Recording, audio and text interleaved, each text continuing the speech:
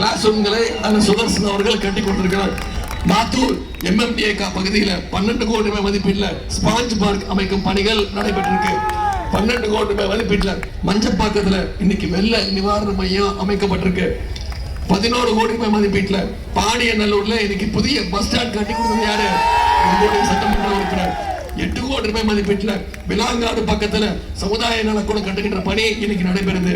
வெள்ளனூர்ல பொழுதுபோக்கு பூங்கா, செங்குன்றத்துல புதிய பஸ் ஸ்டாண்டு, கண்ணபுரான் கோயில் தெருவில் இன்னைக்கு புதிய விளையாட்டு திடல், எருமை வெட்டிப்பாளையம் வனப்பகுதியில் 2 கிலோமீட்டர் நீளத்திற்கு இன்னைக்கு சாலை அமைக்கப்பட்டிருக்கு. இதெல்லாம் செஞ்சு கொடுத்தது யாரு?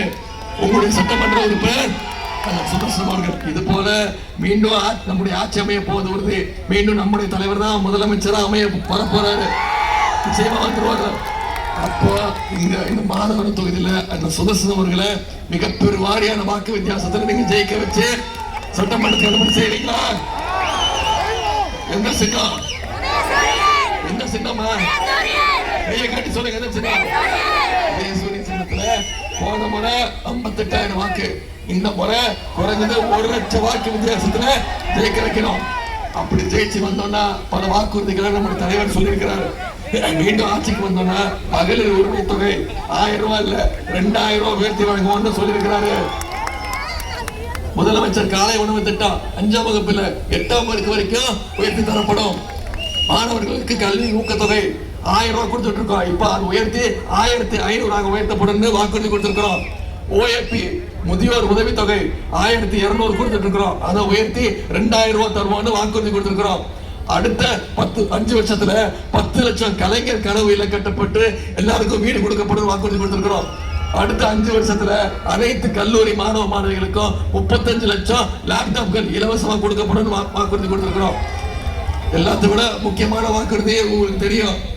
ஆட்சி அமைச்சோன்ன நம்முடைய முதலமைச்சர் அவர்கள் அனைத்து மகளிருக்கும் 8000 ரூபாய் மதிப்புள்ள கூப்பன் கொடுத்துருவோம். அந்த கூப்பனை வச்சு மகளிர் அவங்களுடைய வீடுகளுக்கு என்ன தேவையோ மின்சாதன பொருட்கள் என்ன தேவையோ, டிவி, ஃப்ரிட்ஜ், மிக்சி, கிரைண்டர் எதுவா இருந்தாலும் நீங்களே முடிவு பண்ணி நீங்களே செலக்ட் பண்ணி நீங்களே வாங்கிக்கலாம்னு வாக்குறுதி கொடுத்திருக்கிறோம். இதெல்லாம் நிறைவேறணும்னா மீண்டும் நம்முடைய திராவிட மாடல் 2.0 ஆட்சி அமையணும். அதுக்கு முதல் வெற்றியா இந்த மாதவரத்துல அந்த சுதர்சன் அவர்களை மிக பெருவாரியான வாக்கு வித்தியாசத்துல ஜெயிக்க வைக்கணும். செய்வீங்களா? எல்லாம் அன்போடு கேட்கிறேன், பண்போடு கேட்கிறேன், பாசத்தோடு கேட்கிறேன், உரிமையோடு கேட்கிறேன். உங்க வீட்டு பிள்ளையாக கேட்கிறேன். இன்னும் பெருமையா சொல்லணும்னா தலைவருடைய மகனாக கேட்கிறேன். இன்னும் பெருமையா சொல்லணும்னா முத்தமிழ் கலைஞருடைய பேரனாக இருந்து உதயசூரியன் சின்னத்தில் வாக்களிச்சு அண்ணன் சுதர்சன் அவர்களை மிக பெருவாரியான வாக்கு வித்தியாசத்தில் ஜெயிக்க வச்சு சட்டமன்றத்துக்கு அனுப்புங்க.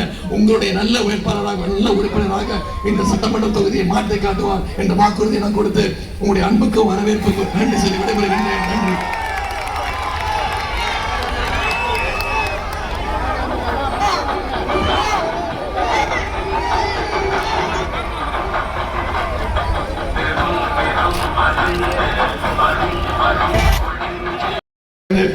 மாதவரம் சொன்னாலே மாதவரம் சுதர்சனங்கிறது எல்லாருக்குமே தெரிஞ்ச விஷயம்.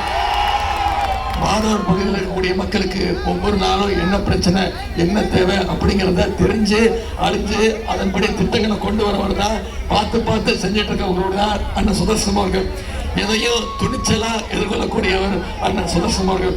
மாதவரத்துடைய வளர்ச்சியை அடுத்த கட்டத்திற்கு கொண்டு போகிறதுக்கு அண்ணன் சுதர்சன் அவர்களுக்கு மீண்டும் உதயசூரியன் சின்னத்தில் வாக்களிச்சு மிகப்பெரிய வெற்றியை தேடித்தரணும்.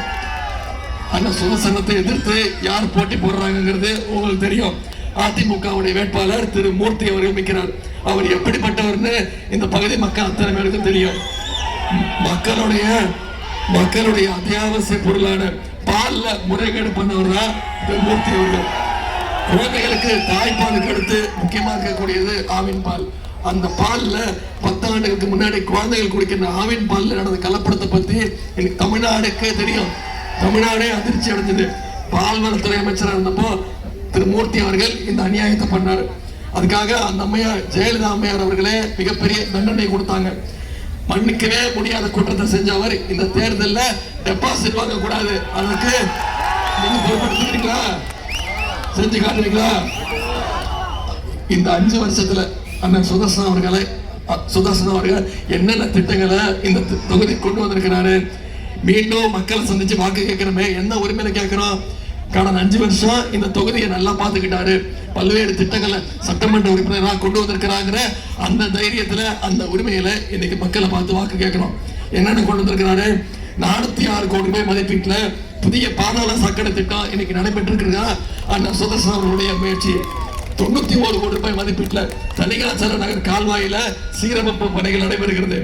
58 கோடி ரூபாய் மதிப்பீட்டுல கடப்பாக்கம் ஏரி சுற்றுச்சூழல் இன்னைக்கு பூங்காவாக மாற்றப்பட்டிருக்கு. 47 கோடி ரூபாய் மதிப்பீட்டுல இரட்டை ஏரி புனரமைக்கப்பட்டு படகு சவாரி அமைக்கப்பட்டிருக்கு.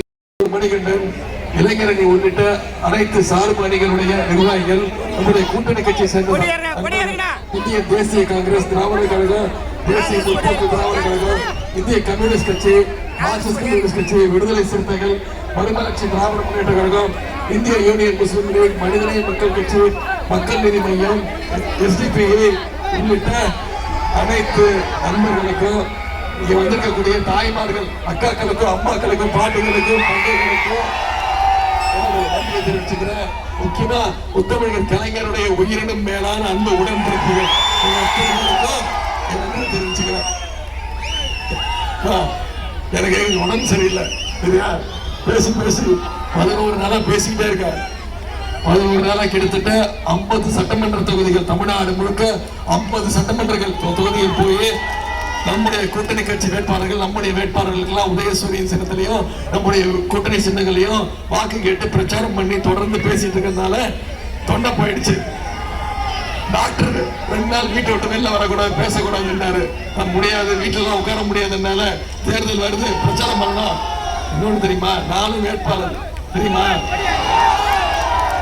இந்த மாதிரி 4 வேட்பாளர். 2வது முடியாது. என்ன தொகுதி? சேப்பாக்கம் திருவல்லிக்கேணி தொகுதியில நானும் போட்டி போடுறேன். நான் என் தொகுதிக்கு போய் ஒரே ஒரு நாள் தான் வாக்கு கேட்டேன். என்ன கொடியை மட்டும் இருக்கு. என் தொகுதிக்கு போகாம, என் தொகுதிக்கு போய் நான் வாக்கு கேட்காம, இங்க மாதவரம் வந்து உதயசூரியன் சின்னத்துல அந்த சுதர்சன் அவர்கள் ஜெயிக்கணுங்கிறதுக்காக வாக்கு கேட்டுங்க.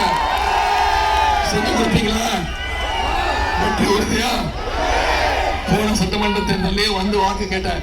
நீங்க கிட்டத்தட்ட 57,000 வாக்கு வித்தியாசத்துல அந்த சுதர்சன் அவர்களை ஜெயிக்க வச்சீங்க. இந்த முறை நான் உங்ககிட்ட கேட்பதெல்லாம், இந்த முறை குறைஞ்சது 1,00,000 வாக்கு வித்தியாசத்துல அந்த சுதர்சன் அவர்களை நீங்க ஜெயிக்க வைக்க செஞ்சு கொடுப்பீங்களா?